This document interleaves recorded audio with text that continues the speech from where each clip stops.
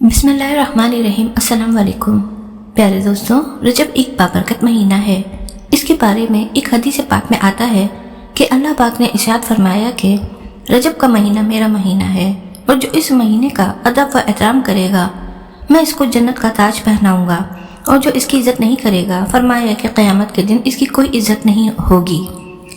ایک اور حدیث پاک میں آتا ہے کہ حضرت عیسیٰ علیہ السلام کے دور میں ایک بندہ جو مسلمان نہیں تھا، اس کو کسی عورت کے ساتھ محبت ہو گئی تو ان کو تنہائی کا موقع ملا۔ وہ اپنی خواہش پوری کرنا چاہتے تھے۔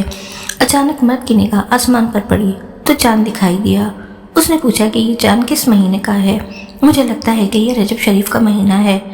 وہ ایک دم دور ہٹ گیا اور کہنے لگا، رجب شریف کے مہینے میں ہمارے بزرگ اکابرین وہ ادب و احترام کرتے تھے جو اور کوئی غلط کام نہیں کرتے تھے، تو میں اس مہینے میں کیسے غلط کام کروں؟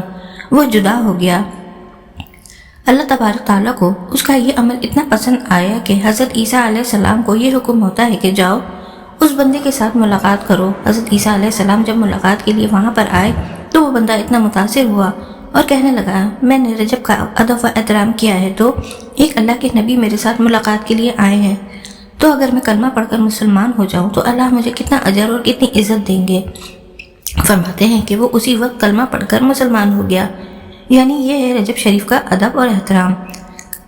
اس مہینے میں عبادت کرنے کی بہت زیادہ فضیلت ہے، بلکہ اس مہینے میں لازمی روزے رکھیں، اور خاص طور پر 27 رجب کو، کیونکہ 27 رجب المبارک کو شب معراج کا دن بنتا ہے، اس وجہ سے اور اس کی بھی فضیلت بڑھ جاتی ہے۔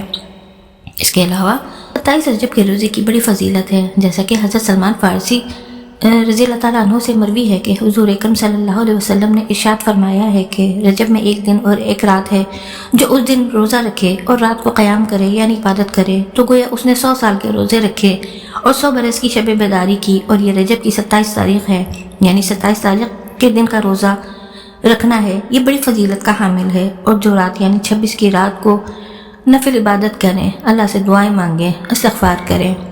دوستوں، اگر آپ کو ویڈیو پسند آئی ہے تو لائک، شیئر اور کامنٹ ضرور کیجیے گا۔ اپنی قیمتی رائے کا اظہار ضرور کیجیے گا۔ اللہ حافظ۔